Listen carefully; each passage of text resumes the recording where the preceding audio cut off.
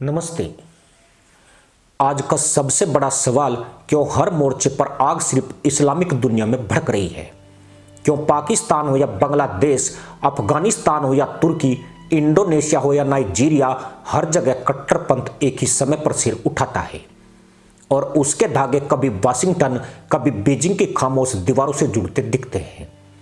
यह सवाल सिर्फ भू राजनीति का नहीं, बल्कि एक ऐसे वैश्विक खेल का है जिसमें मुसलमान मोहरा है, मुस्लिम देश मैदान है और अमेरिका चीन असली खिलाड़ी। यह संयोग नहीं कि पाकिस्तान की हर उथल पुथल के पीछे कभी IMF CIA मॉडल चलता है तो कभी चीन का कर्ज फंदा। यह भी संयोग नहीं कि बांग्लादेश में कट्टरपंथ की हर लहर ठीक उसी वक्त उठती है जब अमेरिका वहां अपनी पकड़ खो रहा होता है या चीन वहां किसी नए पोर्ट पर निगाहें टिकाए होता है। दुनिया को समझना होगा कि यह खेल सिर्फ चरमपंथ का नहीं, बल्कि जनसंख्या, संसाधन, समुद्री रास्तों, ऊर्जा कॉरिडोर और भविष्य के वैश्विक तंत्र पर नियंत्रण का है। जब तालिबान 2 दशक बाद अचानक अफगानिस्तान में वापस आता है तो सवाल उठता है, क्या यह सिर्फ अमेरिका की नाकामी थी या एक नियंत्रित उथल पुथल जिससे पूरा मध्य एशिया अस्थिर हो जाए और चीन को अपने बेल्ट एंड रोड प्रोजेक्ट के लिए डर में झुकना पड़े? जब बांग्लादेश में जमाते इस्लामी या कट्टरपंथी नेटवर्क अचानक हिंसा बढ़ा देते हैं तो यह भी समझना पड़ता है कि वहां भारत की बढ़ती पकड़ को कौन कमजोर करना चाहता है। जब पाकिस्तान में तहरीक-ए-लब्बैक जैसे जहरीले संगठन अचानक सड़कें जाम कर देते हैं और सेना उन्हें रोकने में जानबूझकर ढिलाई दिखाती है तो असली फोटो खुलती है कि चरमपंथ किसके हाथ का औजार बन चुका है। चीन सूद, कर्ज, पोर्ट और बेल्ट एंड रोड के जरिए इस्लामिक देशों को अपने पिंजरे में बंद करता है। अमेरिका लोकतंत्र, मानवाधिकार और आतंकवाद विरोध के नाम पर उन्हीं देशों में अपनी जड़ें गाड़ता है। दोनों के तरीके अलग हैं, लेकिन लक्ष्य एक। इस्लामिक देशों की राजनीतिक, आर्थिक, सुरक्षा और सांस्कृतिक नींव को इतना खोखला कर देना कि वे कभी भी स्वतंत्र निर्णय न ले सके।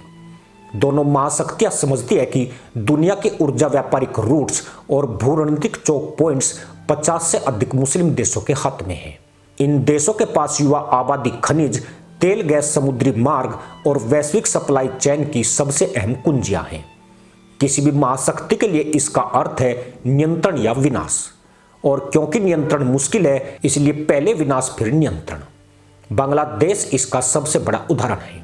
2009 के बाद जब इस देश ने कट्टरपंथ पर कड़ा एक्शन लिया, भारत के साथ रक्षा सहयोग बढ़ाया और आर्थिक स्थिरता हासिल की, तभी अचानक इस्लामिस्ट नेटवर्क फिर से उभरने लगे।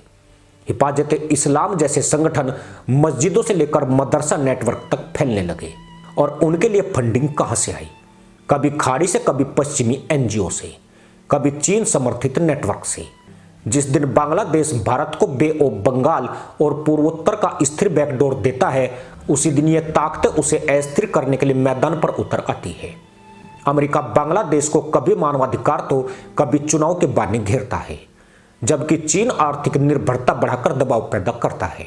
दोनों जानते हैं कि भारत की रणनीतिक रीढ़ बांग्लादेश में स्थिरता है, इसलिए अस्थिरता उनके लिए फायदेमंद है। इंडोनेशिया दुनिया का सबसे बड़ा मुस्लिम बहुल्य देश है। पिछले डिकेड में वहां इस्लामिक हार्डलाइनर लहर लगातार उठती बैठती रही। कभी चुनाव में चरमपंथी नेता उछाले जाते हैं, कभी लोकतंत्र के नाम पर अमेरिकी इन्फ्लुएंस सक्रिय हो जाता है, कभी चीन वहां के निकेल और रेयर अर्थ पर कब्जा जमाने के लिए बड़े निवेश करता है। दोनों जानते हैं कि इंडोनेशिया दक्षिणी चीन सागर और हिंद महासागर के बीच का गेटकीपर है, इसलिए वहां कट्टरपंथ का उफान जितना बढ़ेगा देश उतना टूटेगा, और टूटेगा तो नियंत्रण आसान होगा। नाइजीरिया, माली, सूडान, सोमालिया, क्या यह संयोग है कि इन सभी देशों में बोको हराम, ISIS, पश्चिम अफ्रीका, अल शबाब जैसी आतंकी शाखाएं ठीक उसी समय बढ़ी जब अमेरिकी सैन्य ठिकाने, फ्रांसीसी मिशन और चीनी खनन कंपनियां वहां अपना विस्तार कर रही थी। जिस जमीन पर चीन की खदानें होती है वहां अचानक आंतरिक संघर्ष बढ़ता है। जिस इलाके में अमेरिका आतंकवाद विरोध के नाम पर सेना उतारता है वहां संघर्ष शांत होने की बजाय और फैलता है। यह पैटर्न कोई दुर्घटना नहीं, बल्कि एक डिजाइन है। अराजकता पैदा करो, फिर अराजकता को मैनेज करने के नाम पर मौजूद रहो। तुर्की एक और केस है। नाटो में होते हुए भी राजनीतिक इस्लाम को ग्लोबल टूल की तरह इस्तेमाल करने वाला यह देश जब भी अपनी स्वतंत्र विदेश नीति चलाता है, अमेरिका उसे आर्थिक झटका देता है। लीरा गिरती है, बाजार टूटता है। चीन तुर्की को बेल्ट एंड रोड में बांधने के लिए सिंजियांग की उइगर समस्या पर खामोश समर्थन चाहता है, परंतु जैसे ही तुर्की उइगरों की आवाज उठाता है, चीन आर्थिक दबाव बढ़ा देता है। इसका अर्थ साफ है, इस्लामिक दुनिया की जनसंख्या यदि शक्तिशाली रहती है तो चीन और अमेरिका दोनों के लिए चुनौती बनती है। इसलिए दोनों महाशक्तियां दो चीजें चाहती है, एक इस्लामिक देशों की एकता समाप्त हो, दो उनके अंदर कट्टरपंथ और गहरे युद्ध पनपते रहे। ऐसा क्यों? क्योंकि 1 अरब 90 करोड़ मुसलमान यदि शांतिपूर्ण, आर्थिक रूप से मजबूत और राजनीतिक रूप से एकजुट हो जाए तो महाशक्तियों का आधा नियंत्रण खत्म हो जाएगा। इन देशों के पास तेल, गैस, समुद्री रूट, यूथ पावर और भू राजनीतिक चोक पॉइंट्स हैं। अमेरिका चाहता है कि इस्लामिक देशों में कंट्रोल के ओस बना रहे, ताकि हथियारों की बिक्री, सैन्य गठबंधन और राजनीतिक निर्भरता जारी रहे। चीन चाहता है कि यह देश आर्थिक रूप से उस पर निर्भर रहे, ताकि वह अपने न्यू सिल्क रोड को बिना चुनौती पूरा कर सके। लेकिन इस खेल का सबसे बड़ा मैदान पाकिस्तान है, जो खुद कभी समझ नहीं पाया। कभी अमेरिका के लिए मोहरा बना, कभी चीन के लिए। पहले CIA ने अफगान जिहाद के नाम पर पाकिस्तान में हथियार, डॉलर और कट्टरपंथ दोनों भरे। फिर चीन ने पाकिस्तान को CPEC का सपना दिखाकर कर्ज के पहाड़ के नीचे दबा दिया। आज पाकिस्तान एक ऐसा प्रयोगशाला नुमा देश है जहां कट्टरपंथ बढ़ता रहे तो दोनों महाशक्तियों को फायदा है, और कम हो भी जाए तो भी दोनों के पास नया खेल शुरू करने के मौके। पाकिस्तान जितना अस्थिर उतना ही उपयोगी, जितना कमजोर उतना ही नियंत्रण में।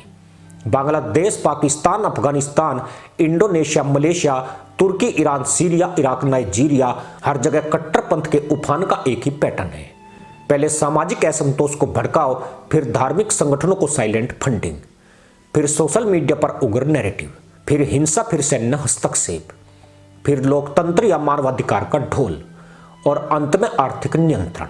महाशक्तियां समझती है कि इस्लामिक दुनिया सीधे सैन्य कब्जे से नहीं, बल्कि अंदरूनी संघर्ष, अस्थिरता और कट्टरपंथ के जरिए आसानी से टूटती है।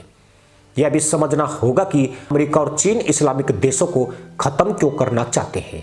कारण सरल है, ये देश दुनिया के संसाधनों का सबसे बड़ा हिस्सा रखते हैं, लेकिन राजनीतिक रूप से विभाजित हैं। इन देशों के एकजुट होते ही तेल की कीमतें महाशक्तियों के खिलाफ वेपन बन जाएगी। हिंद महासागर और पर्शियन गल्फ पर नियंत्रण खत्म हो जाएगा।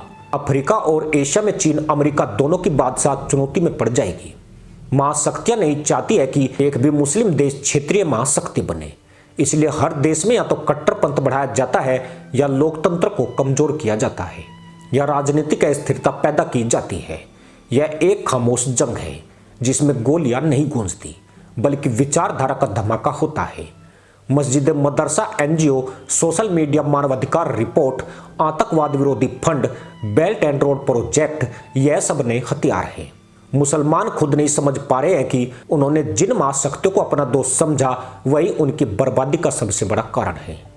अंत में सवाल वही है, क्या इस्लामिक दुनिया कभी समझ पाएगी कि उसकी तबाही किसी एक आतंकी संगठन की वजह से नहीं, बल्कि उन महाशक्तियों की वजह से है जो दुनिया को दो हिस्सों में बांटकर अपने शासन का विस्तार करना चाहती है।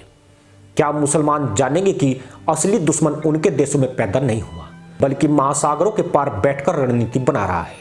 जब तक यह समझ नहीं होती, तब तक पाकिस्तान, बांग्लादेश, इंडोनेशिया, अफ्रीका और मध्य पूर्व जलते रहेंगे, और अमेरिका, चीन अपनी शतरंज में मुसलमानों को मोहरे की तरह आगे बढ़ाते रहेंगे।